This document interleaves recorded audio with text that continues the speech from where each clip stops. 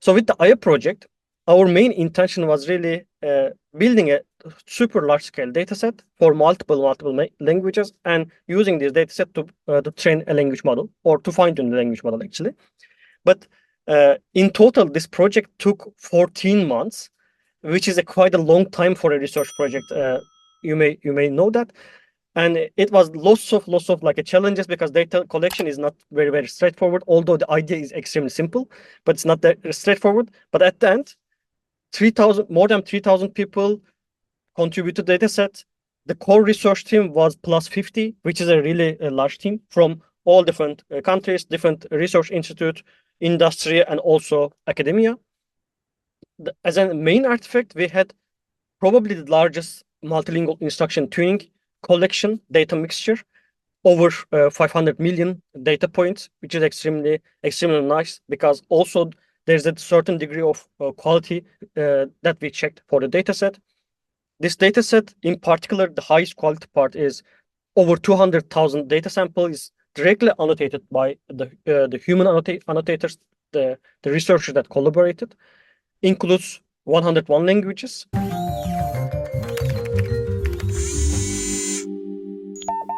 So I'm presenting it, but again, just to emphasize more, there are lots of people involved in the project. So this is really a collaboration of a large community, let's say C4AI community. And maybe from like a highest level, I will try to keep short. By the way, just jump in if you have any questions, so it's completely fine. It's even better to discuss. But I will try to keep it short, but we'll like to start with the like high level kind of intention for the project. Why multilingual LLMs? Because you may ask actually, okay, we have 101 languages. I mean, in world, of course, there are more than 7,000 languages, but let's say we have languages that with some sort of data. Is it not better to train monolingual language models and use them? In one side, I don't think this question is more like a binary question, true, false kind of question. Both has different advantages. If you have monolingual language models, of course, you may get a higher band, higher performance, but only if you have a high quality and enough amount of data. So multilingual language models is kind of an answer to problems that may arise in terms of data size or in terms of efficiency, because you may not have super high quality and large volume of data for some languages, especially for under-resourced or low-resource languages. But also having like hundreds of language model kind of brings a computational cost. If you have one language model, kind of generalist multilingual language model that works pretty well for multiple languages, this is actually a really nice opportunity to give access this technology to multiple people from all over the world. And there are also nice research angles as in these multilingual language models. That is, you may have some sort of cross-lingual transfer that, let's say, you have less data for a low resource languages, but much more high quality data for high resource languages, and you can kind of benefit from this high quality data for your language as well, which is one of the main target all this cross-lingual, multilingual language model research in general. So this is, I'm sure all of you more or less familiar with that. Just for the completeness, very briefly, in this project, because in the LLM space, when you are building an LLM, actually this includes multiple phases, right? One is pre-training here. This pre-training requires lots of data, a degree of billions and trillions now. Especially if you look at the Llama 3, for example, it's pre-trained for like 15 trillion tokens. This is extremely large. The most of the information knowledge is kind of acquired during the pre-training. But pre-training is not the only step. Then to make the language model, so to speak, useful and capable to interact with the people, we have also post-training phase in general. And post-training phase start with, in this standard practice, instruction fine-tuning or supervised fine-tuning. And then it goes to RLHF, reinforcement learning from human feedback. So there are, of course, different branches for this post-training, but this is the main practice. And in AI project, we were more interested in or focused in the instruction fine-tuning, supervised fine-tuning phase. Why? This is because the data that you need during the instruction fine-tuning is actually much less than pre-training. So we want to collect the data, but still, with the human effort, it is extremely difficult to collect pre-training data, right? There's trillions of tokens, but you can actually collect high quality instruction fine-tuning data, which you can use during instruction fine-tuning. And multiple research show that if you have certain, not maybe strongest, but good quality pre-trained model, then with the really high quality instruction fine-tuning data, you can actually take the bar a bit higher, in terms, especially in the case of multilingual instruction tuning. That's why we focus this part in the IA project. The reason we also start this part, because there were multilingual pre-trained models, some, but there were almost no work. Still, there is very limited work in terms of multilingual instruction tuning, although this is one of the fundamental part of the LLM training in general. So these are some of the existing works in this space, multilingual instruction tuning or multilingual LLMs in general. Most like a kind of state of the art here is MT0. It is trained with something called P3 datasets. There are Bloomsy that's also trained with P3 dataset. This dataset is multilingual instruction tuning data. There are Okapi data. This is some sort of includes multilingual preference training, but is actually not one language model, but set of language model for set of languages. In general, this shows, although we have lots of different language models today, we have very limited language models for multilingual use cases. This still shows a limitation, and we wanted to put this IA work just on heart of this problem actually. Going forward, the first artifact of our project, the main aim actually, was IA dataset. If you look at the details of our IA dataset, so actually our collection includes two different parts. One is called IA dataset itself, and other second part is called IA collection. How this, where this difference comes from? IA dataset is completely human annotated part, which we think the most high quality part, which is really important. But the volume is limited, right? It's around 200,000 examples, so it's not enough for 101 languages. But in the IA collection, we have this effort to collect natural data, but also we want to use existing data sets and convert them to the instruction to increase the volume. There are multiple considerations here, the quality and volume. So if you may have super large volume of data, but if the quality is not good, that may not be useful. That's why we want to increase the volume, but also we want to keep the quality. That's why this IA collection is from the existing data sets, but we carefully pick the prompts that we used here to convert the dataset to the instructions. Also, we carefully pick different data, like a different task, different dataset. Like there are text classification datasets here, generation datasets, question answering dataset, because we want to increase the diversity of instruction in the IA collection. Together with these two different parts, we also wanted to provide the community an evaluation suite, because for the LLMs, you are only good as you can evaluate, right? If you are not able to evaluate the performance of your LLM, it's definitely, this is a huge limit, especially in the multilingual LLMs. Evaluation is also very tricky. That's why I will explain how we evaluate later, but it always starts with the data. And here we kind of prepared a data set. It's called IA evaluation suite. This is more open-ended, includes open-ended questions and allows people to sample from LLMs and use for something like win rate comparison. These are kind of the overview for different datasets existing in the instruction tuning space. There are much more now. So this slides from a little bit previous time, but still the main message is, I think, clear. Some of them is not multilingual. Some of them is not commercially useful. And IA actually covers this. It includes permissive license, it's multilingual, includes 101 languages, and it's super large volume. So that was kind of the idea here. Very briefly, how we collected this data. Actually, we start building a web UI, asking people, our C4AI community members, log in, mention the languages they speak, and then start directly either directly giving the prompt and completion themselves, or to kind of make the procedure easier, we first translate lots of data from from English to different languages, and first put those prompt and completion pairs in the web UI and ask people, look at the prompts and completions, fix them if there are problems, because there were lots of problems. That's the way we kind of collected the data, especially this human annotated part. Distribution for the data sets. because this is a multilingual dataset collection effort, what matters most is the diversity.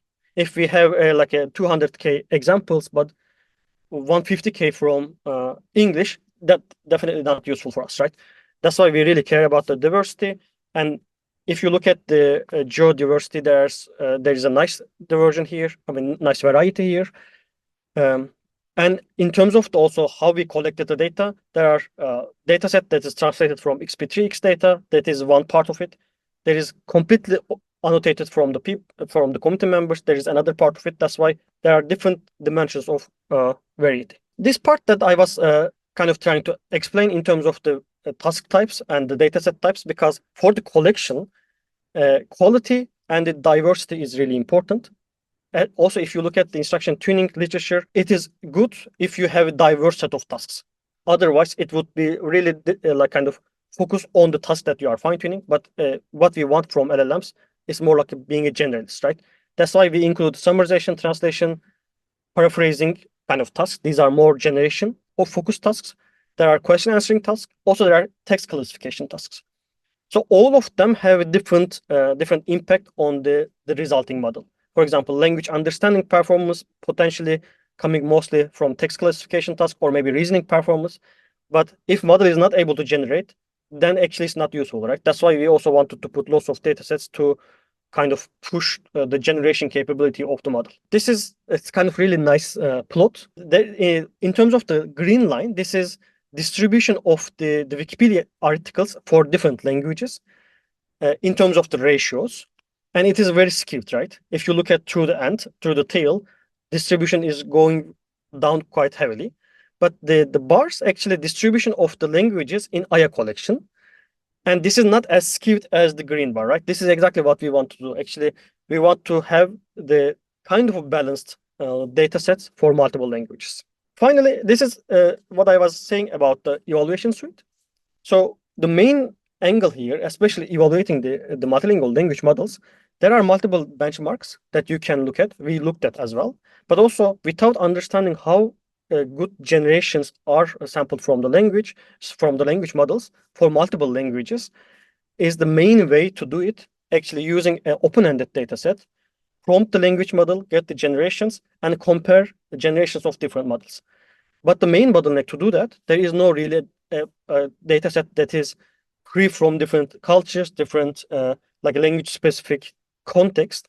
So when we were preparing this AI evaluation suite, we looked at the only 15K dataset, carefully picked 200 examples.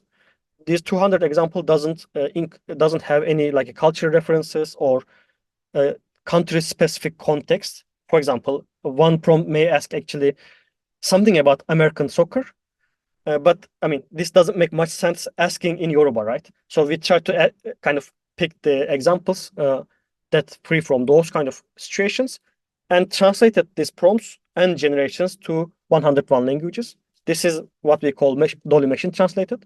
But to have some sort of gold standard for some languages that we have people to look at annotators, human edited those some of those prompts, the translations.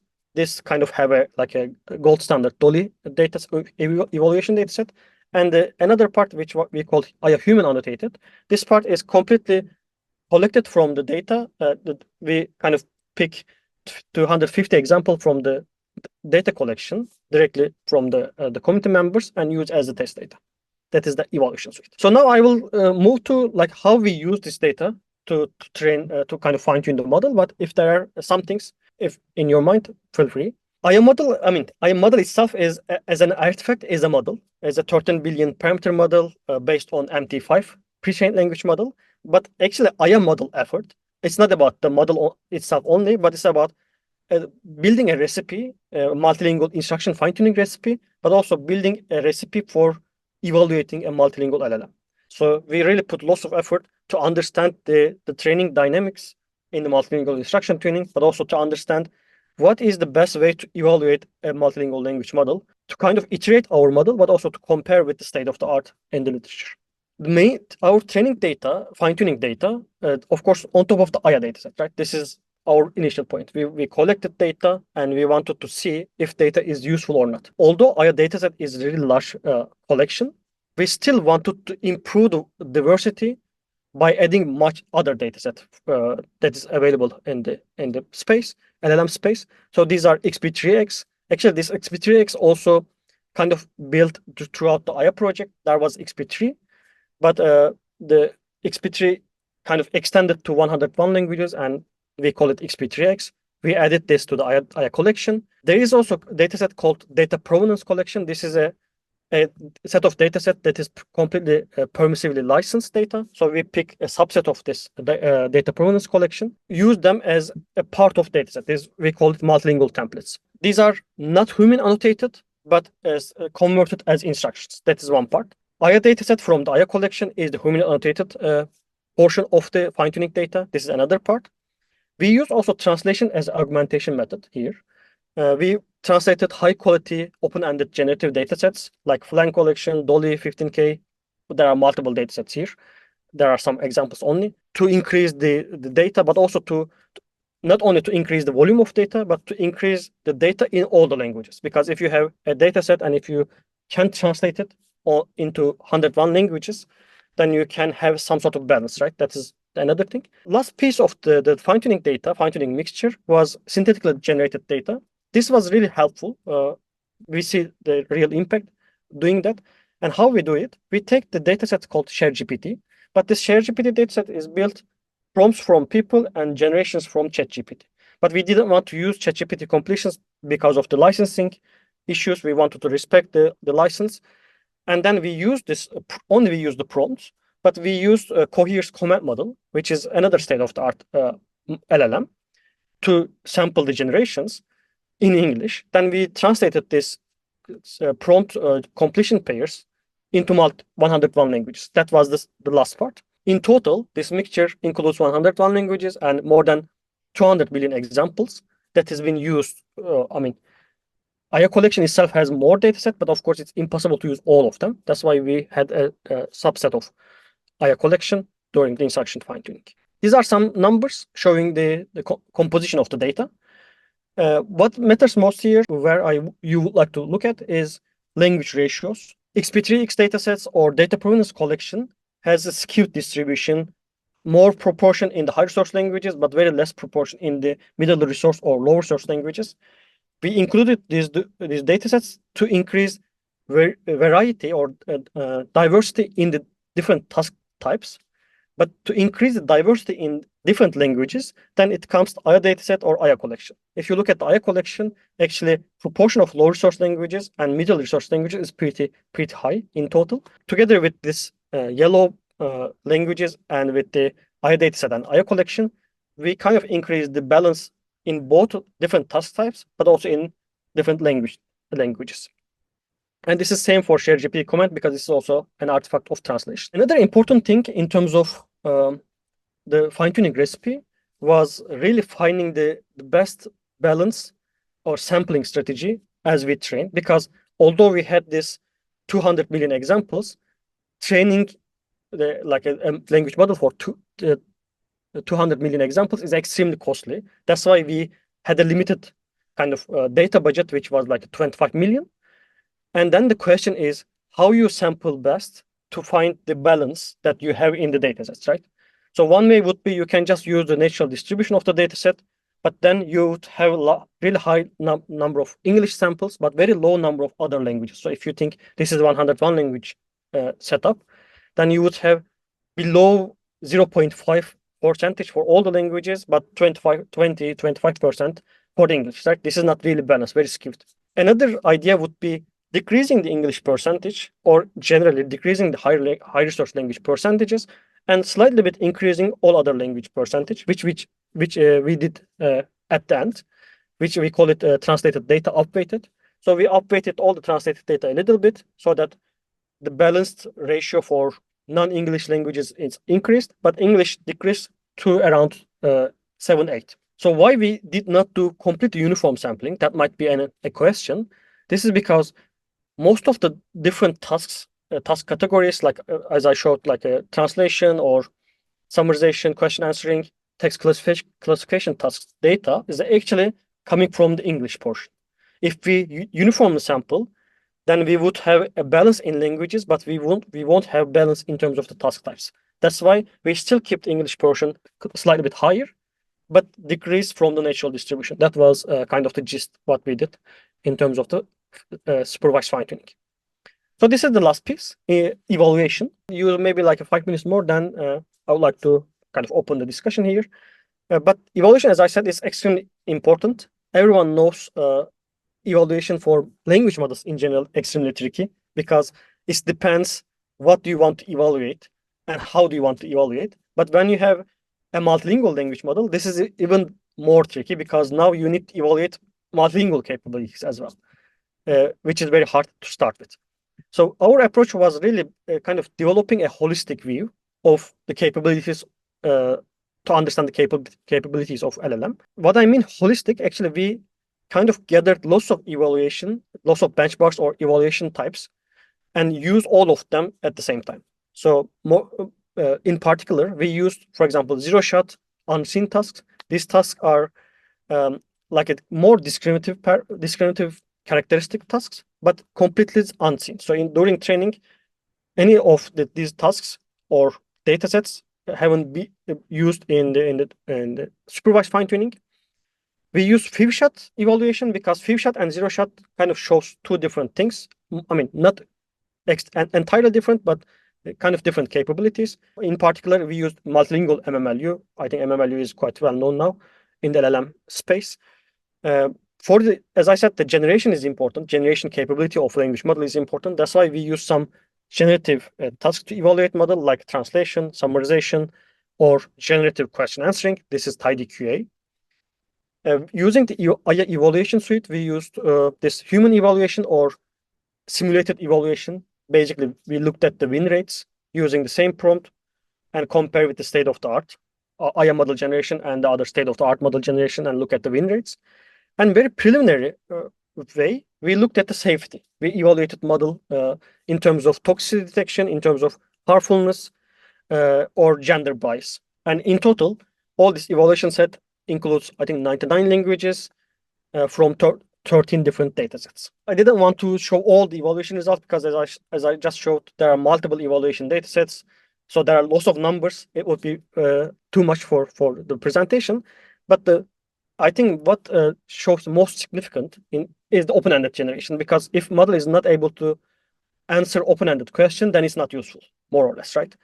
And here we compare AI model with a state-of-the-art, at least state-of-the-art in terms of the multilingual open source models. It's called MT0 in multiple languages. And these numbers refers to win rates. Like if in Arabic, AI model wins against MT0 79 times, 79 of the times. So the main message here, state-of-the-art multilingual model before AI dataset was not really capable.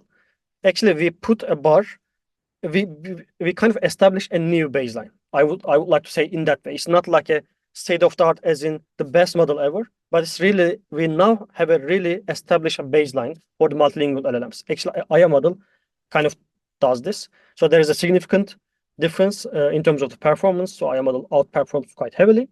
And one other thing, which is I think I really like this, the figure 5, the last figure. This is another model called Bacterian X. It is based on Llama. So we know Llama is a powerful language model, right? But it is not multilingual. So that's why there are approaches to convert English models to multilingual models using some multilingual instruction tuning datasets. And we wanted to see, okay, Llama much more powerful than MT5 in terms of the pre-trained model. But the approaches that we kind of followed is better or worse compared to the multilingual instruction fine-tuning. If you look at Arabic, Telugu, Turkish, or Chinese performance, AI model significantly outperforms Bacterian X. But in terms of the English, actually Bacterian X outperforms. This is because the baseline model, I mean, the pre-trained model is much more capable, but also kind of showcase the aim of our project. It's not building a best English LLM, but it's building a kind of establishing the best or high baseline, strong baseline, let's say, for multilingual LLMs. That's why it's kind of showing nice direction there. In general, what I wanted to say, there are multiple angles that I think still we are not there. So in multiple times, I said the pre-trained model is MT5 is not the strongest model ever in terms of the generative performance or capabilities, but we used MT5 because it was the multilingual model that we can use. I think one limitation in the space, in general LLM space, is having a better multilingual pre-trained model. If we have a better pre-trained model, definitely the outcome would be much higher. That is really important. So we wanted to look at, but we didn't have much like a time or we couldn't put too much effort in terms of code switching or different dialects of same languages. But I think this is extremely important, so we want to look at it. But this is a limitation here. And since we try to build like a holistic view and extended evaluation, there are still blind spots for the evaluation multilingual LLMs in general. So there are a lot to do, lots of work to do, I think. But this, I would like to say, like this is really like a kind of starting point, reiterating back, establishing a strong baseline for multilingual LLMs. That's about it for the AI dataset and AI model. I'm happy to get any question or any feedback. Thank you for the talk. Very interesting. I was wondering in the AI, how it's called, data set, when you collected questions and instructions from native speakers, did you control somehow the distribution of tasks they're submitting, like distribution or type of tasks they're submitting, like any kind of control to ensure diversity? For some part of the dataset, we try to control the way we control it, because actually initial starting point of the collection was it's not let people directly write random prompt and completion or like a organic prompt and completions, but it's like we translated some datasets and put datasets as a prompt and completion pairs in the web UI, then ask people to edit and correct the prompts and completions, right? In that site, randomly or not randomly even, we kind of picked we think more important or more like valuable datasets for the instruction tuning, and we kind of push those datasets a bit more in terms of the distribution, and we care the balance in terms of different datasets. So that is the most important way to control in terms of the human annotated part. In terms of the collection, it was completely under our control. So we care about the task distribution, we care about the language distribution as well. It's not fully controlled in terms of the complete human annotated set, but there was a certain degree of control, let's say. Jack is asking, how do you check the quality of the data after collecting it, since it doesn't do well with dialects and code switching? I assume it doesn't do well with things like idioms, concepts, terms that are specific to certain cultures. I'd like to know as well. I mean, if someone is interested in, maybe can look at the data set and do some sort of a research kind of project for looking at those angles. I think this is would be really nice. In terms of the how we check the quality, one way to check the quality of the annotated data actually let people to re-annotate them. So what we did after collecting a certain amount of data, I think after like a 6th month, we kind of started a third task in the web UI, which was putting the dataset that's already annotated from other people to show whether this prompt completion pairs is good or not, asking people to that question.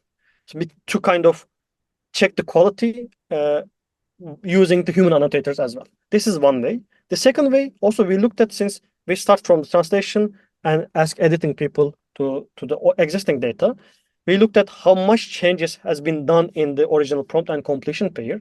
Let's say if only one character has been changed, this probably there is no change in the datasets, right? So maybe mistake, maybe incorrect entry or something. So we kind of put a threshold and establish a score. So I didn't put these details here, but you can look at the AI dataset paper.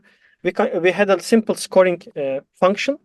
We looked at the score. If score is beyond certain threshold, we did not include that data point to the resulting datasets.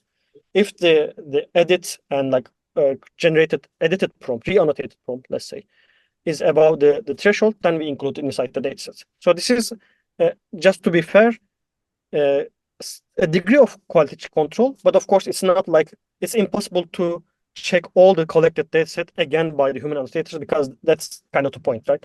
Because these are completely the community effort.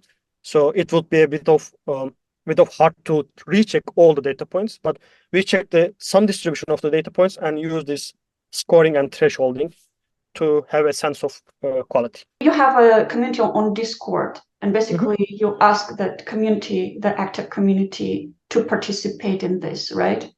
Exactly. So we start from the community for the data collection, but since this was a really long-running project, actually also we wanted to get lots of data from lower source languages. Even our community was not really enough. Then we had language ambassadors, as in so these language ambassadors helping us to kind of how do you say, like they gather meetings in their own community. If someone is not not joined to our community, doesn't matter. They kind of take the mission and collect more data from their culture, their language, their own community. So it was beyond C4AI Discord in that sense. What are like sort of rare languages are represented in this collection? We kind of focused 101 languages in all the project because this is constrained from the pre-trained model, right? If the pre-trained model is not pre-trained for 250 languages, even if you collect the instruction fine-tuning data, it may not really help. That's why, just to be concrete in that sense, from the starting point, we kind of list these 101 languages and try to focus both collection phase, also both training phase for these 101 languages. So I didn't, I think, put a list of these 101 languages, but I think in terms of proportion, more than 50% of the languages is kind of in a standard grouping is considered as lower resource languages. So this is actually quite a high portion. How you make sure that there's like a balance of representation of languages? That is, in terms of the natural collection, the human annotated data, the blue bars are representing the proportion of the data collected here. This is not extremely balanced. That's why in the training recipe, we take care of the balance using different sampling strategies. This part, where we kind of establish the balance, because we added other data sets, we had these two dimensions, right? One is the language dimension, other is the different task type dimension, and we're trying to find the best balance in between these two different dimensions. And here, how we did do this is, for each mini batch, let's say more technically, we try to sample based on some strategies. So the strategy that we take is decrease the percentage of English in terms of the language dimension, increase the percentage of all other languages, keep the English percentage above a point, like 7, 8, so that task diversity also will be maintained. It's not only about the data, but it's also about how you use the data, right? Yeah, on which tasks. Exactly. Can it kind of switch between two languages easily? Yeah, in terms of like language understanding at least, and generating answer for mixed language questions, since there are some data sets in our supervised fine-tuning mixture in this sense, like a multilingual summarization, for example, the prompt question itself in English, but the context that has to be summarized in Arabic, let's say, from the same example, then the generation supposed to be Arabic. Since we have such data sets, model should perform in a certain degree. I think models perform relatively well, but again, to be fair, we did not particularly evaluate such cases. So I think code switching, both in terms of evaluation, but also taking care of a bit higher focus in terms of the training mixture, is a limitation point for our project. So multiple follow-up work may kind of look at this angle, because it's extremely important, especially in some countries. This code switching is a real phenomenon, as there are lots of code switch data, and language models should definitely should be capable of addressing this problem. Why did you choose encoder decoder MT5? Because of the language coverage? Exactly. The main it solely depends on the language coverage, because the main aim was covering as much language as possible. And MT5, although it is a language model from 2009, which is almost old ages now in terms of the language model space, still the pretty kind of generative language model that has that kind of coverage, that was the main reason. So it's not about encoder, decoder, or decoder only in terms of the decision there. Yeah, there is indeed lack of really high quality multilingual decoder only models now. Exactly. I also wanted to ask last question. What are your thoughts on like there were works showing that cross-lingual transfer works really well in instruction tuning, like for example, pinch of multilinguality, which says that basically you don't need many multilingual instructions in instruction tuning, and like it will transfer well from English, for example. What are your thoughts on that? Like, do we still need multilingual instruction tuning datasets? There's also a research angle. We still think there are multiple things to look at in that sense. So my short answer would be still there is a need for multilingual instruction data, but how much the volume and degree of the proportion, as I think, depends on different models. In the IA project, what we observed, these are all needs to be considered with the MT5 as a pre-trained model, by the way. If your pre-trained model is not super strong, just like MT5, then this transfer doesn't seem to be also strong, especially for the generative tasks. What I mean, open-ended generations. For example, MT0 is a state of the art, the model that we compared here. If you look at the discriminative performance like XNLI, XCOPA, these kind of tasks, even large portion of English data and a very small portion of multilingual data seems to be doing pretty well. So there is a certain degree of transfer in these kind of tasks. But if you look at the multilingual generations, when you ask a question to the model, this transfer almost, at least in the case of MT0, there were no transfer. So we also, in the sampling strategies, we experimented with different strategies like templated data upweighted. Here, English proportion is 20% and other language proportion is extremely small, especially for the super low resource languages. And this model, the templated data upweighted model, had trouble having a certain degree of quality for the multilingual generations. That's why my opinion in terms of this transfer, there is this transfer, that's for sure there is a transfer, but this transfer is impacted by the pre-trained model capability and the different data sets, different tasks. So if your main concern in terms of maybe reasoning task or discriminative characteristic tasks, probably you will see more transfer. But I don't think it would be case for relatively less strong model and very open-ended generation tasks. Can you comment, what do you mean that the transfer didn't work in generation? What were the outputs, like why they were? So I don't have a plot here, but for example, if you try to sample the generations from MT0, the generation length would be extremely small compared to IA model. I think this is because, but if you compare the discriminative task performance, the difference is not that high. If you look at the IA model paper, I think there are these plots. So what I meant, the MT0 is really not able to generate things in like lower source languages, although there are little bit of data, but discriminative performance, for example, XNLI performance is not super bad. But there is this kind of asymmetry between generative and discriminative task. I think this transfer also needs to be evaluated based on this asymmetry. I will forward you after discussion. Like we have an NACL paper where we show that cross-lingual transfer does work in generation, and we do experiments with encoder-decoder models. But there it's like task-specific models, so we fine-tune for summarization and question answering separately. So the evaluation is in distribution in that sense. But like what we find is that, for example, learning rate has very substantial influence. Like if you fine tune this to high learning rate, then the model will overfit to English and generate English. And like careful hyperparameter tuning is very important in such setting. Might be maybe important is like a coverage of languages. Maybe when the pre-trained model is like has a high coverage, but it's not super strong, that transfer might be also kind of getting a little bit more limited than small group of languages. That's also maybe another kind of hypothesis there.